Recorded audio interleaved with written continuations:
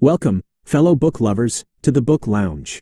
If you've ever felt like navigating the intricate dance of human interaction at work is less a waltz and more a chaotic mosh pit, you're in the right place. Today, we're unlocking the secrets to mastering those challenging collaborations, the ones that leave you wondering if intergalactic diplomacy might be easier. Forget the generic advice. We're delving into Michael Bungay Stanier's How to Work with Almost Anyone, a book that's less about polite suggestions and more about wielding practical tools to transform those frustrating work relationships into genuine assets. Imagine, for a moment, a workplace where friction fades, where misunderstandings become opportunities, and where you confidently navigate even the most complex personalities. This isn't a fantasy. It's a skill set waiting to be unleashed. In this session, we're not just summarizing, we're extracting the core strategies, the actionable insights that will empower you to build stronger, more productive connections. If you're ready to stop dreading those team meetings and start leading with influence, if you're keen to build a workplace where collaboration thrives, then settle in. This is your roadmap to transforming those almost impossible colleagues into your most valuable allies. Chapter 1: The Best Possible Relationship. Imagine a world where every interaction, every collaboration, is infused with clarity and connection. That's the essence of this chapter. It's not about superficial pleasantries, it's about forging genuine, robust relationships. The core idea? Define what a best possible relationship looks like before you even begin. It's a proactive, not reactive, stance. Instead of letting interactions drift, you intentionally shape them. Think of it as crafting a blueprint for connection. This isn't about being overly idealistic. Instead, it's about asking crucial questions. What do we want to achieve together? How will we support each other? What are our non-negotiables? By articulating these expectations up front, you create a foundation of mutual understanding. This chapter underscores that a strong relationship isn't a passive byproduct, it's an active creation. It's about building a shared vision, a covenant of collaboration. It shifts the focus from avoiding conflict to designing a framework for thriving together. Ultimately, it's a call to elevate your interactions from mere transactions to transformative partnerships. Chapter 2 reveals the linchpin of effective collaboration, the 5 questions of the Keystone Conversation. Forget small talk. This is about cutting through the noise and reaching the heart of the matter. Imagine possessing a toolkit that unlocks the potential of every interaction. That's what these questions provide. This chapter unveils a structured approach, a roadmap for deep, meaningful dialogue. These aren't just any questions. They are strategically designed to expose underlying assumptions, clarify expectations, and foster genuine alignment. First, you'll discover how to pinpoint the what. What exactly are we trying to achieve? Then, delve into the why, uncovering the driving forces behind the work. Next, the how emerges, detailing the methods and processes. The who clarifies roles and responsibilities, and finally, the when establishes timelines and milestones. Each question is a lever, a catalyst for understanding. This framework transforms vague intentions into concrete actions.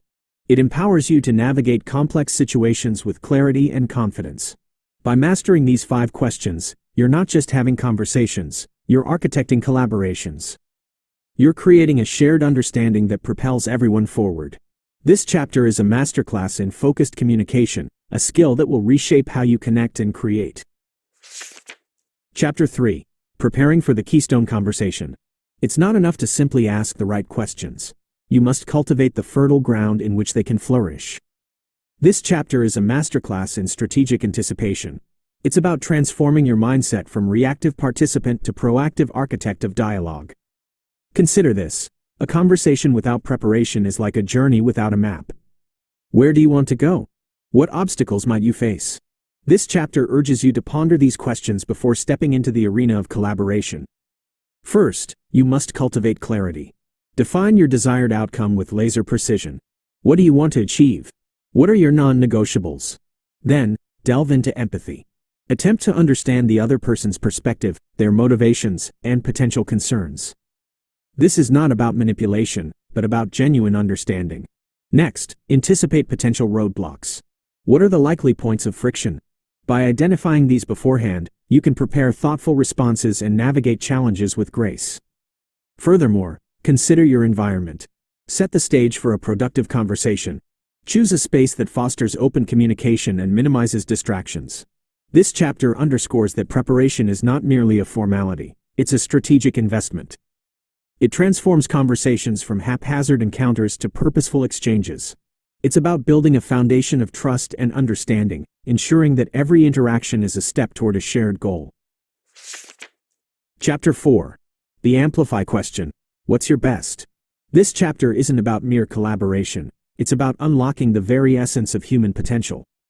It introduces a single, potent question that can transform interactions from mundane to magnificent. Imagine a conversation where you don't just ask about tasks, but about the very best someone has to offer. The Amplify question is a radical shift. It's not about what someone can do, but what they excel at, what ignites their passion. It's about recognizing and celebrating individual strengths. Picture this. Instead of assigning tasks based on availability, you assign them based on brilliance. This question isn't just a feel-good tactic, it's a strategic imperative. When people operate in their zone of genius, they're more engaged, productive, and fulfilled. It fosters a culture of appreciation and empowers individuals to contribute their unique talents. It's a call to move beyond surface-level interactions and delve into the depths of human capability. It's about creating an environment where everyone feels valued and empowered to contribute their best. This chapter is a masterclass in human optimization. It reveals how a single, well-placed question can unleash a torrent of creativity and collaboration. It's a reminder that the most powerful tool in any collaboration is the human potential waiting to be ignited. Chapter 5. The Steady Question. What are your practices and preferences? This chapter is a revelation, a quiet yet profound exploration into the subtle rhythms that govern our work. It's not about grand gestures, but about the nuanced understanding of how individuals thrive. Think of it as mapping the internal landscape of your colleagues, discovering the hidden currents that shape their productivity. Here, the focus shifts from raw talent to consistent habits. It's about recognizing that sustainable success stems from predictable patterns. Picture a team where everyone understands and respects each other's preferred working styles. This chapter introduces the concept of practices and preferences, the daily rituals and environmental needs that influence performance. It's about asking, how do you like to work? And truly listening to the answer. Do they prefer early mornings or late nights? Do they need quiet focus or collaborative brainstorming? Are they driven by structured schedules or flexible deadlines? By uncovering these preferences, you create an environment of mutual respect and predictability. It's not about imposing conformity, but about fostering compatibility. It's about building a foundation of understanding that minimizes friction and maximizes flow. This chapter champions the power of consistency, the quiet strength of knowing and respecting each other's working rhythms. It's a testament to the fact that true collaboration is built on a bedrock of steady, reliable understanding. Chapter 6. The Good Date Question. What can you learn from successful past relationships? This chapter is a journey into the archives of experience, a quest to unearth the golden nuggets of relational wisdom. It dares to ask, what has worked before, not as a nostalgic exercise, but as a strategic blueprint for future connections.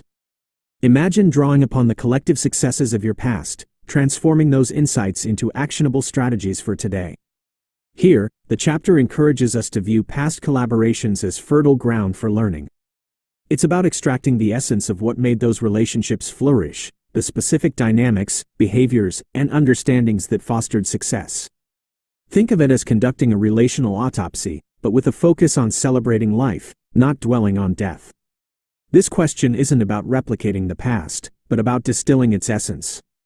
It's about identifying patterns of positive interaction, recognizing the conditions under which collaboration thrives. What were the key ingredients? Was it clear communication, mutual respect, shared values, or a combination of these elements?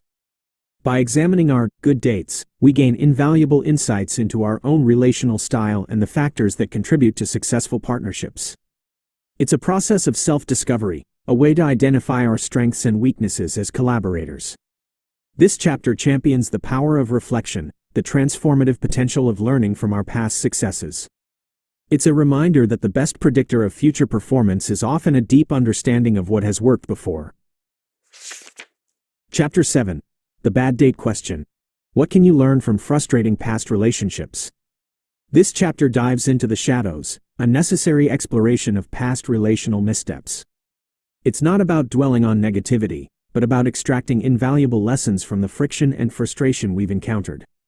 Imagine transforming past conflicts into a compass, guiding you away from future pitfalls. Here, the chapter urges us to confront the uncomfortable, to dissect the bad dates that left us feeling drained or disillusioned. It's a bold move, daring to ask, what went wrong? And, more importantly, what can I learn from it? Think of it as turning relational wreckage into a fertile ground for growth. This isn't about assigning blame, but about identifying patterns of dysfunction. It's about recognizing the triggers, the behaviors, and the communication breakdowns that led to conflict. What were the recurring themes? Was it a lack of clear expectations, a clash of personalities, or a failure to address issues promptly? By examining our bad dates, we gain crucial insights into our own relational blind spots. It's about recognizing our own contributions to conflict, our own tendencies to avoid difficult conversations or to make assumptions. This chapter champions the power of introspection, the transformative potential of learning from our mistakes. It's a reminder that the most profound growth often comes from confronting our past challenges. It's a call to refine our relational intelligence, ensuring that past frustrations become future strengths. Chapter 8. The Repair Question. How will you fix it when things go wrong? This chapter confronts the inevitable, friction. It's not a matter of if things will go awry, but when. The crucial question is, how will you navigate the inevitable cracks in your collaborations? Imagine possessing a preemptive strategy, a relational first aid kit, ready to deploy at the first sign of trouble. Here, the chapter shifts the focus from avoiding conflict to mastering its resolution. It's about building a culture of resilience, where mistakes are seen not as failures, but as opportunities for growth. Think of it as creating a safety net for your relationships, ensuring that even when things stumble, they don't shatter. This question isn't about assigning blame or dwelling on the past. It's about establishing a clear protocol for repair. What are the steps you'll take to address the issue? How will you communicate your concerns? How will you ensure that everyone feels heard and respected? By proactively addressing the potential for conflict, you create a foundation of trust and psychological safety. It's about recognizing that vulnerability is not a weakness, but a strength. This chapter champions the power of proactive repair, the transformative potential of addressing conflict with empathy and intention. It's a reminder that strong relationships aren't built on the absence of conflict, but on the ability to navigate it effectively. It's about building a partnership that can weather any storm, emerging stronger and more resilient than before. Chapter 9. How to Have a Keystone Conversation.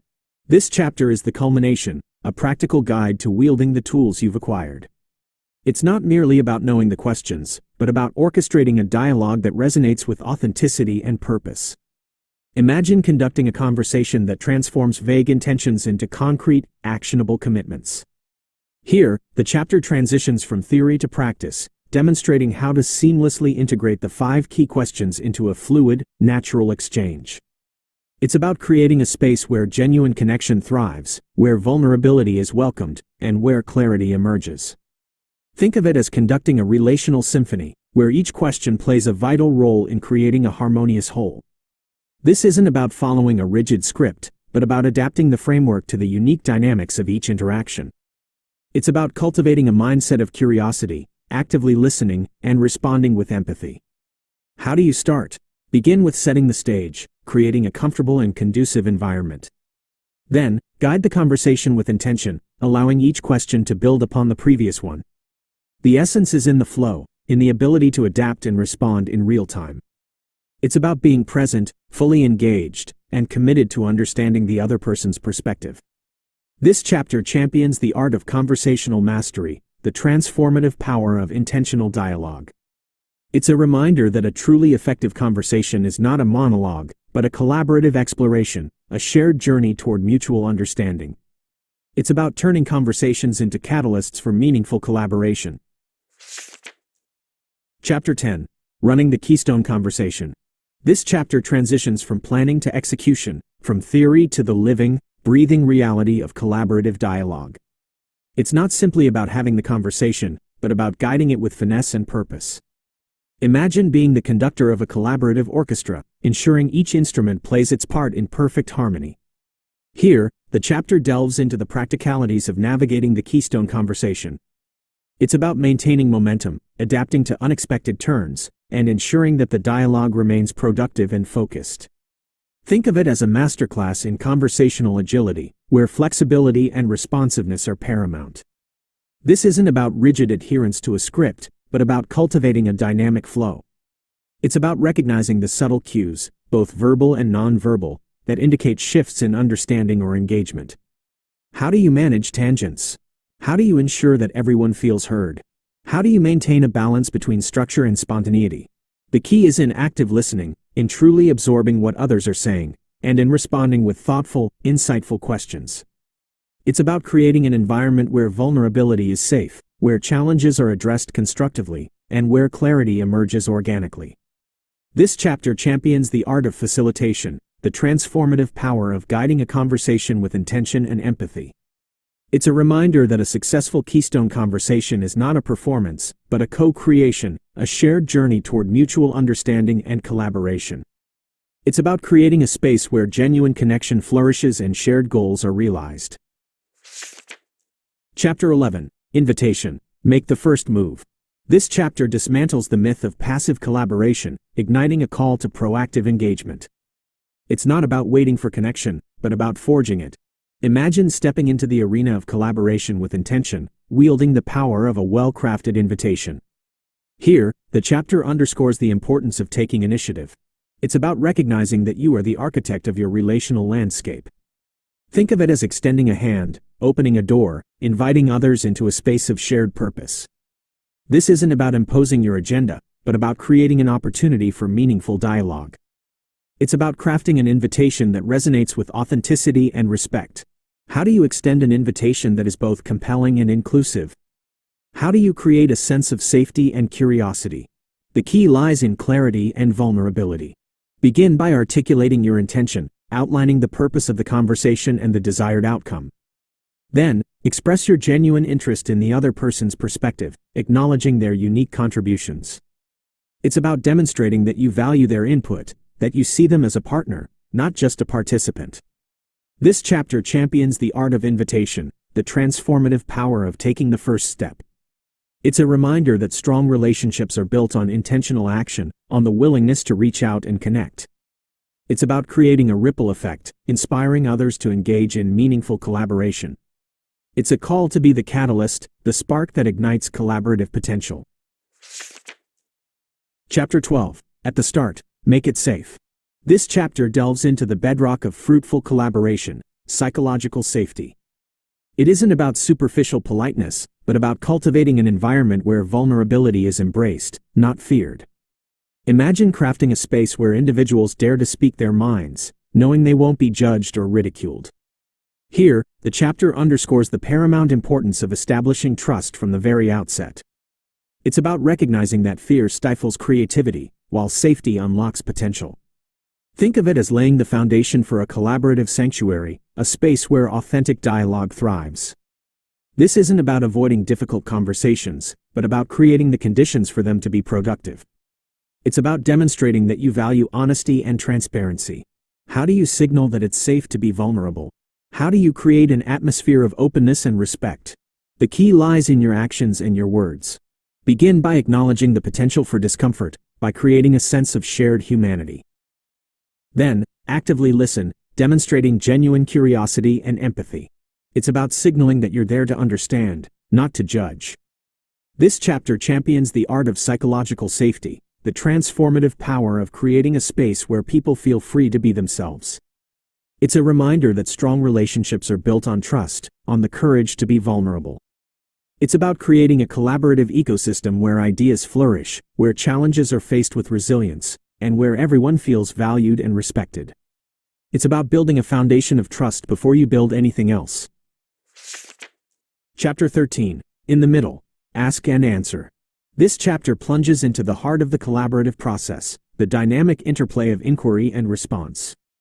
It's not about monologues or lectures, but about a vibrant exchange, a dance of questions and insights. Imagine a conversation that unfolds like a shared exploration, where each participant contributes to a collective understanding.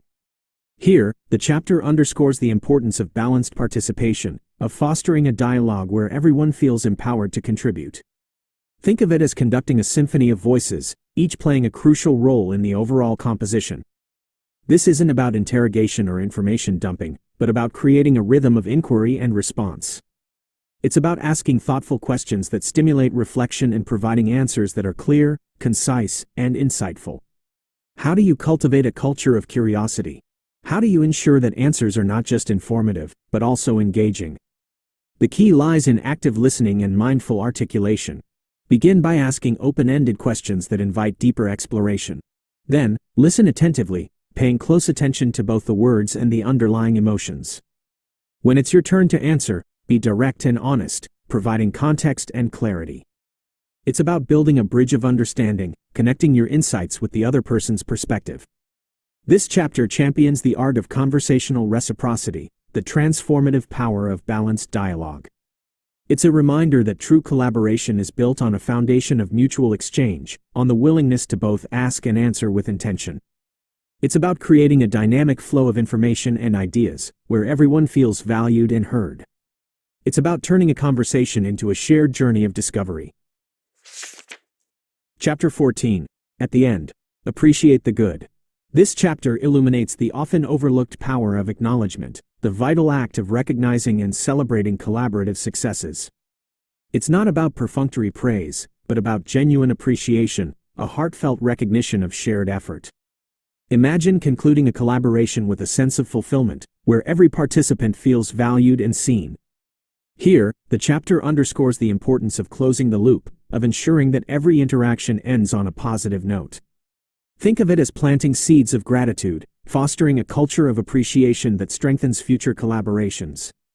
This isn't about ignoring challenges or glossing over difficulties, but about highlighting the positive contributions and achievements. It's about recognizing the effort, the insights, and the collaborative spirit that made the interaction successful. How do you express appreciation in a way that feels authentic and meaningful? How do you ensure that everyone feels valued for their contributions? The key lies in specificity and sincerity. Begin by identifying the specific actions or contributions that you appreciate. Then, express your gratitude in a way that is personal and genuine. It's about acknowledging the impact of their contributions, demonstrating that you recognize and value their efforts. This chapter champions the art of appreciation, the transformative power of recognizing and celebrating the good. It's a reminder that strong relationships are built on a foundation of gratitude, on the willingness to acknowledge and celebrate shared successes. It's about creating a culture of positive reinforcement, where everyone feels motivated and inspired to contribute their best. It's about leaving a lasting impression of value and respect. Chapter 15. You've made a brilliant start. This chapter isn't a conclusion, but a launchpad. It's a moment of affirmation, a recognition that the journey towards collaborative mastery has begun. Imagine stepping onto a new path, armed with powerful tools, ready to transform your interactions.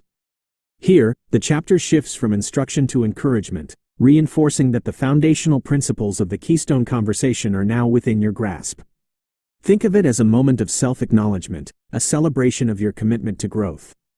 This isn't about claiming perfection, but about acknowledging progress. It's about recognizing that you've taken the crucial first steps towards building stronger, more meaningful relationships.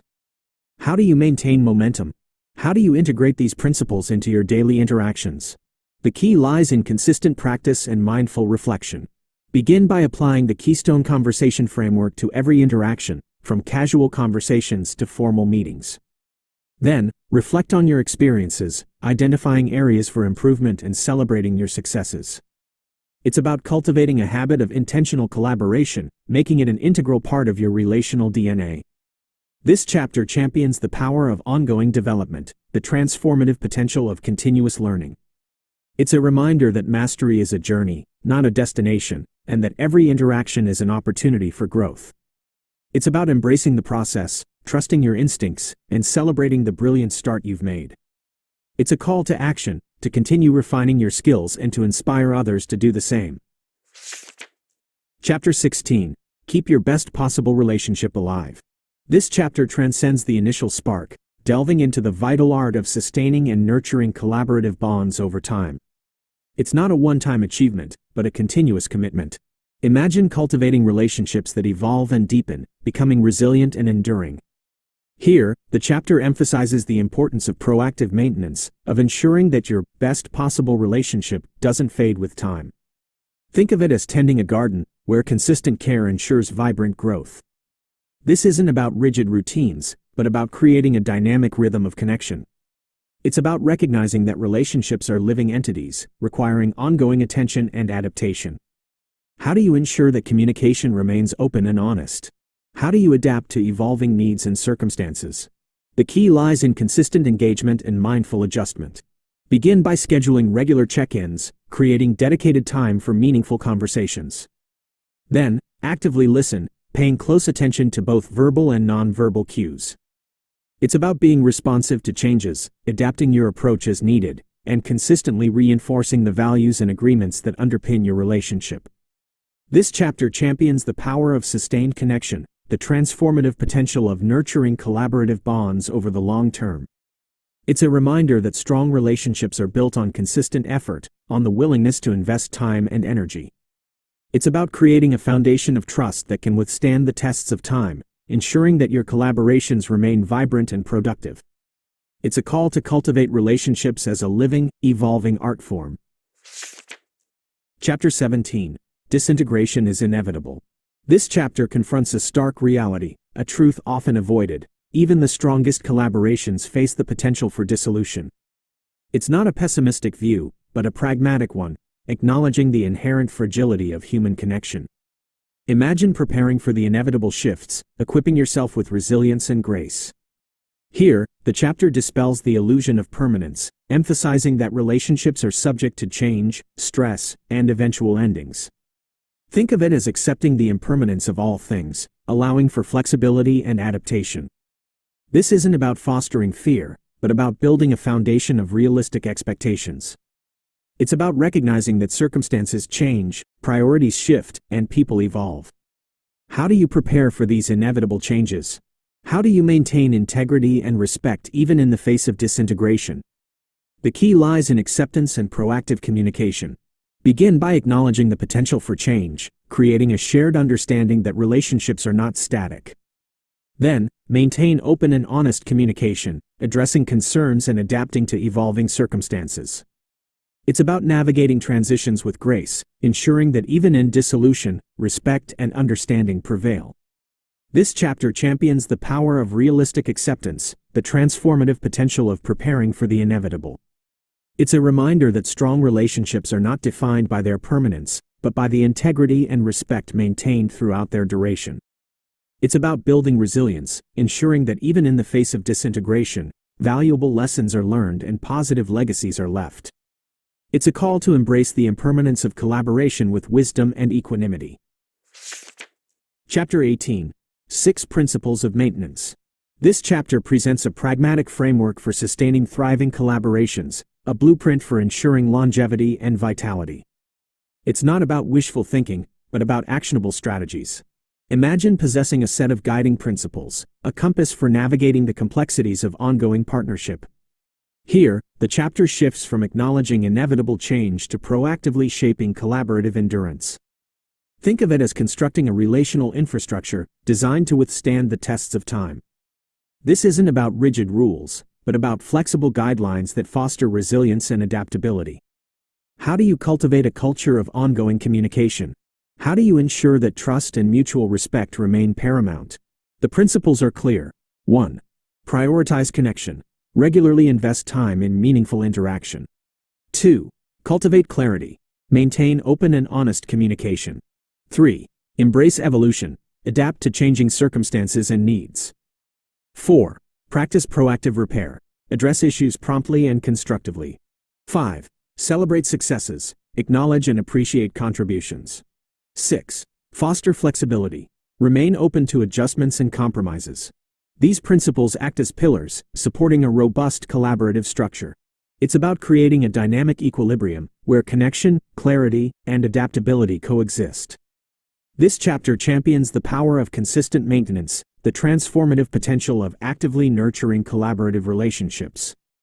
It's a reminder that strong partnerships are built on intentional effort, on the commitment to ongoing engagement and adaptation.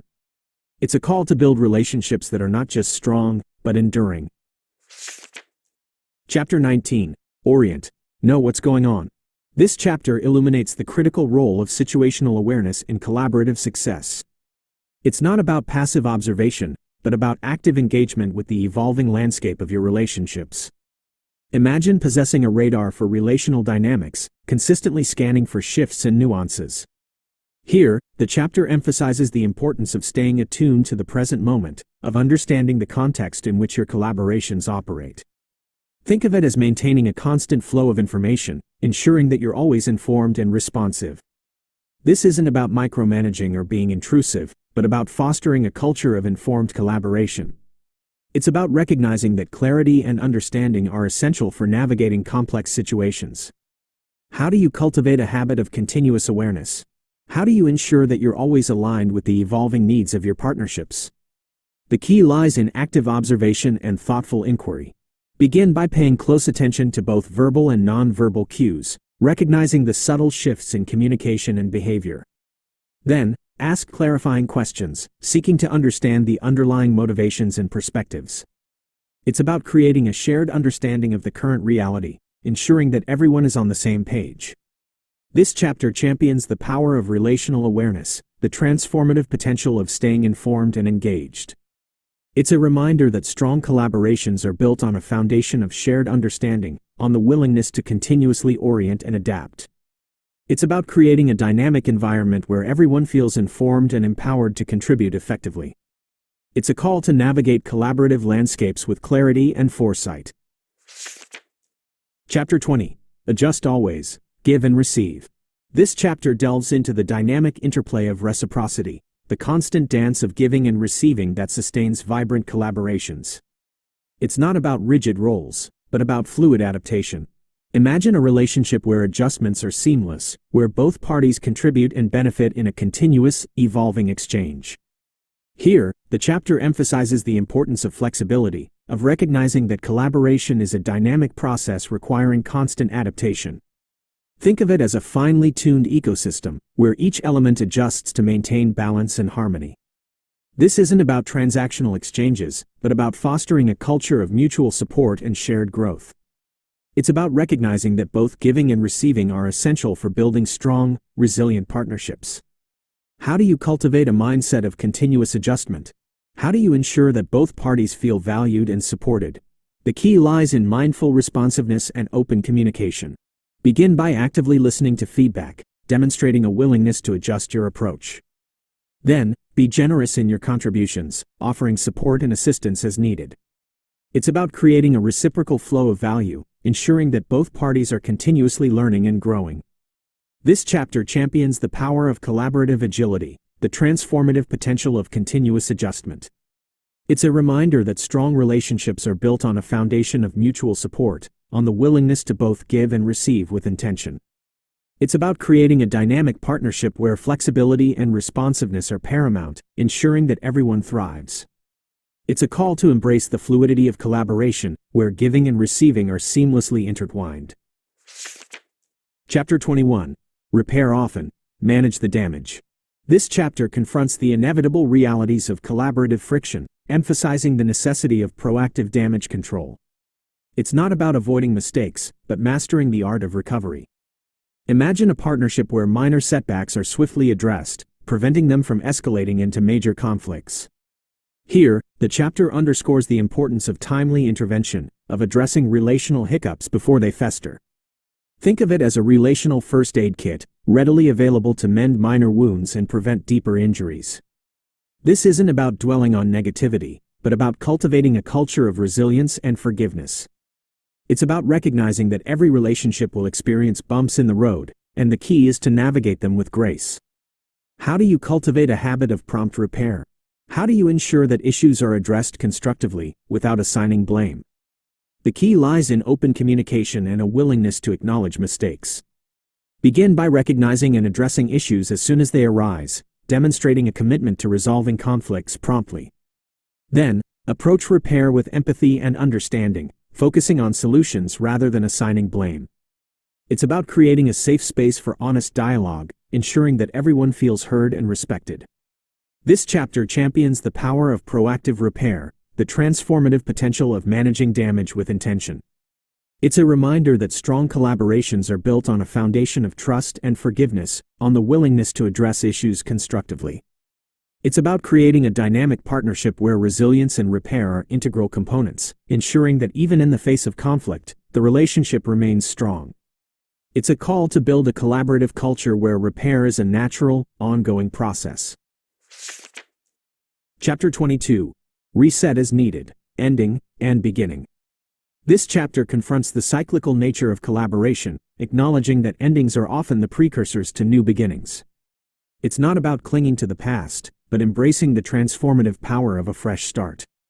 Imagine a partnership that evolves gracefully, where endings are handled with dignity and new chapters are embraced with optimism. Here, the chapter emphasizes the importance of knowing when to reset, of recognizing that some collaborations have a natural life cycle. Think of it as a relational reset button, allowing for necessary endings and the creation of new possibilities. This isn't about viewing endings as failures, but as natural transitions in the collaborative journey. It's about recognizing that sometimes, the most productive move is to acknowledge that a partnership has run its course. How do you navigate endings with grace and respect? How do you ensure that new beginnings are approached with intention and clarity? The key lies in honest communication and a forward-looking perspective. Begin by acknowledging the need for change, communicating openly and respectfully. Then, focus on the future, identifying opportunities for growth and new collaborations. It's about creating a sense of closure, while simultaneously opening doors to new possibilities. This chapter champions the power of relational renewal, the transformative potential of resetting as needed. It's a reminder that strong collaborations are not defined by their permanence, but by their ability to adapt and evolve.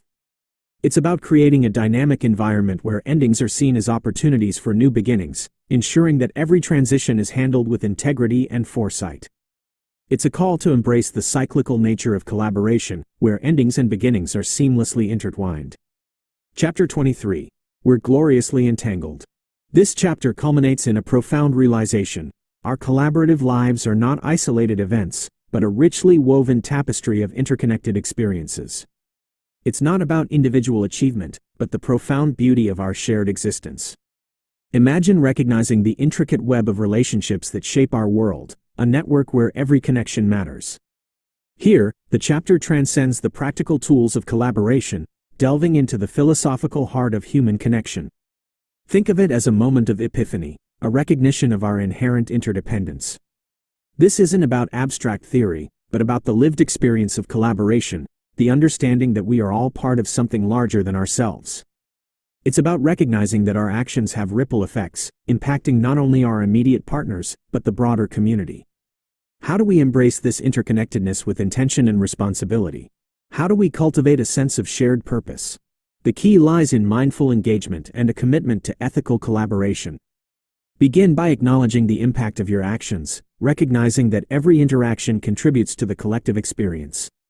Then, strive to build relationships based on trust, respect, and mutual support. It's about cultivating a culture of collaborative consciousness, where everyone feels connected and valued. This chapter champions the power of interconnectedness, the transformative potential of recognizing our shared humanity. It's a reminder that strong collaborations are not just about achieving goals, but about building a better world, together.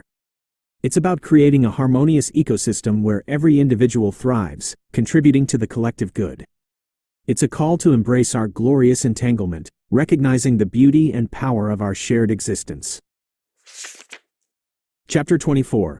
Bonus. Know your stuff. This chapter shifts the focus inward, emphasizing the foundational importance of personal mastery in collaborative success. It's not just about relational skills, it's about possessing the expertise to contribute meaningfully.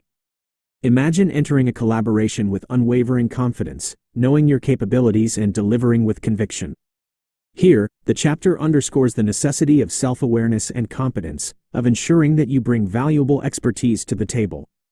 Think of it as sharpening your tools, preparing yourself to contribute your best. This isn't about arrogance or self-aggrandizement, but about recognizing the importance of your unique contributions. It's about understanding that effective collaboration requires both relational skills and professional competence. How do you cultivate a deep understanding of your own strengths and weaknesses? How do you ensure that your expertise aligns with the needs of your collaborations? The key lies in continuous learning and self-reflection.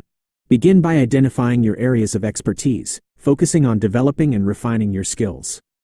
Then, seek feedback from trusted sources, gaining valuable insights into your strengths and areas for improvement. It's about building a solid foundation of knowledge and experience, ensuring that you can contribute with confidence and credibility. This chapter champions the power of self-mastery, the transformative potential of knowing your stuff. It's a reminder that strong collaborations are built on a foundation of individual competence, on the willingness to continuously learn and grow. It's about creating a dynamic partnership where expertise and relational skills synergize, ensuring that every contribution is impactful. It's a call to cultivate personal mastery as a cornerstone of collaborative excellence. Now, before you step back into the world and put these powerful strategies into practice, leave a trail of your own insights in the comments. What resonated most, what shifted in your perspective, and what future literary journeys you'd like us to embark on together, and of course, ensure you're part of the Book Lounge community by subscribing, so we can continue to cultivate minds and build bridges through the magic of shared stories. Thanks for listening.